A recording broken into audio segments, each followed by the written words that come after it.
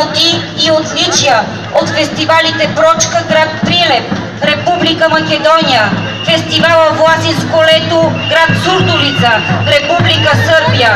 Ежегодно групата участва в Международният фестивал на маскарадните игри Сурова, град Перник. Носител е на награди от участията си в тези фестивали за запазване на традицията, за впечатляващо присъствие. Специалната награда на областният управител. Сурвакарите имат награди от Национален фестивал на Белият Штъркел Мрамор, от фолклорният фестивал Шопски Нанис, град Костинброд, от Кукерски събор, град Момин Проход, празника на художествената самодейност Рила пее и танцува, град Рила, традиционният пролетен фестивал Долината на маските, село Ковачевци. Групата изпълнява обичая посрещане на сурвакари. Основната идея е да се предизвики и осигури плодородието, да има благоденствие на къща през цялата година.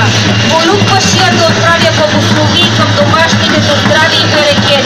Топла венчава внукът и младоженеца, ръзи за светена вода за здраве, за обновление и очистване, за отпращане на лошото и посрещане на очакваното ново. Надеждата то да бъде само хубаво. Домакините се отплащат, когато с дарове, месо, боб, сухи чушки, ракия, орехи и плодове. Накрая всички се хващат на порок.